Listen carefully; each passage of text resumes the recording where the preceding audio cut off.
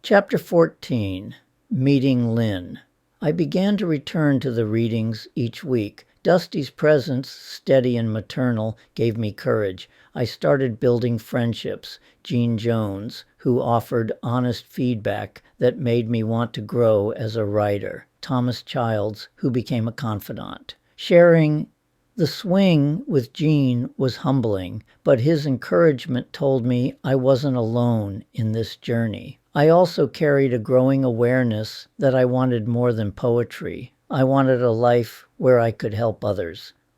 My volunteering at Georgia Regional Hospital had already shown me the path. In Wilmington, away from the silencing of my parents' home, that path began to feel real. At first, I noticed people in passing, faces that would later mean the world to me, though I didn't know it yet. Lynn was one of them. At the time, my heart was still processing the loss of Kelta. Love seemed impossible. Yet even in those early weeks, the warmth of Wilmington, the welcome of Dusty, and the applause of strangers had begun to prepare me for something I didn't yet believe could happen again. I hadn't noticed Lynn much that first Sunday. My mind was still heavy with grief, and I wasn't scanning the room for possibilities. But over the next couple of weeks, she began to register in my awareness, a presence I found myself drawn to without fully realizing it at first. She came every week, sitting quietly,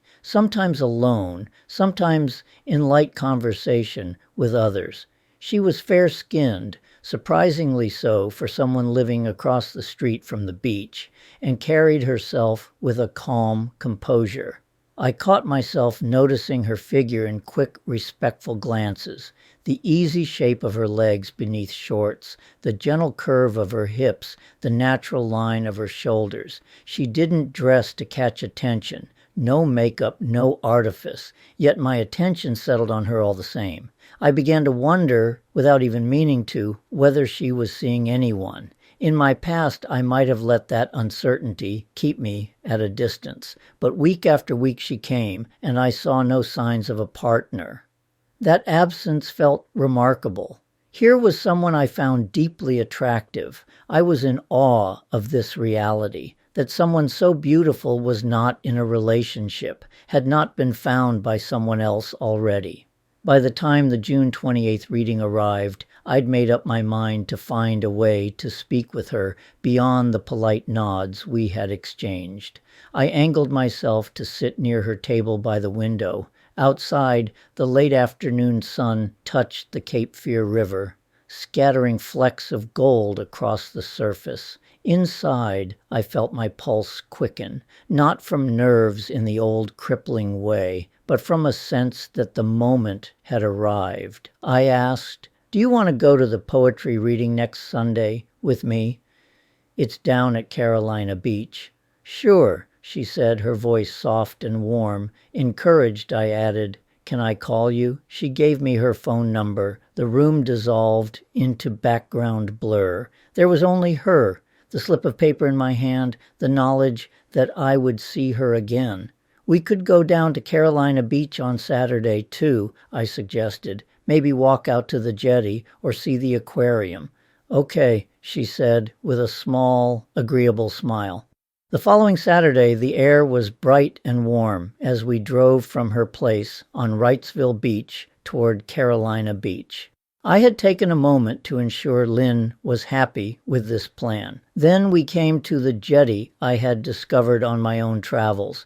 We parked the car and walked toward it, stepping carefully across the rocks. I was nervous. It was slippery. I couldn't let Lynn fall. I found her instantly precious and beautiful. I couldn't allow that skin to be scratched or to see her stumble.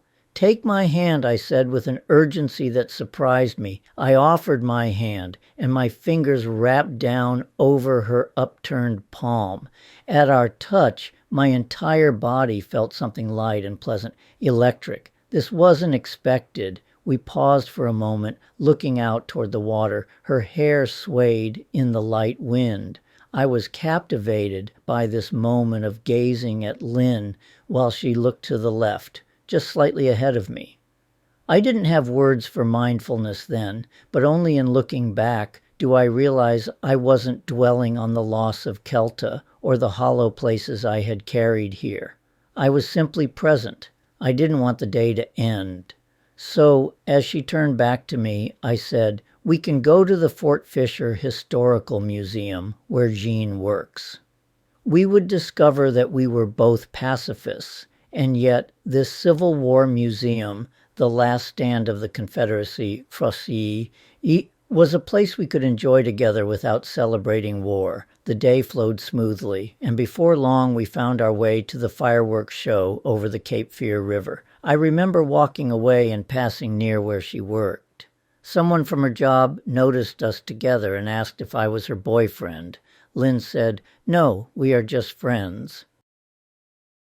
For some reason, this common sense response should have assured me that we were already friends in Lynn's eyes after just a day together. Yet I was left wondering, was this a sign that I had asked her out on a date? Why was I confused and disappointed? Our relationship would grow romantically and in unmistakable ways without naming it anything. We were two creative types allowing things to happen. The next day, we met at the poetry reading in Carolina Beach. Lynn read a few of her own poems, and as she often did, recited the love song of J. Alfred Prufrock with a voice that drew you in, not for performance's sake, but with a sincerity that made each line feel personal. It was early yet, but something had shifted. A door had opened, quietly, without ceremony. I didn't know where it would lead, only that I wanted to step through.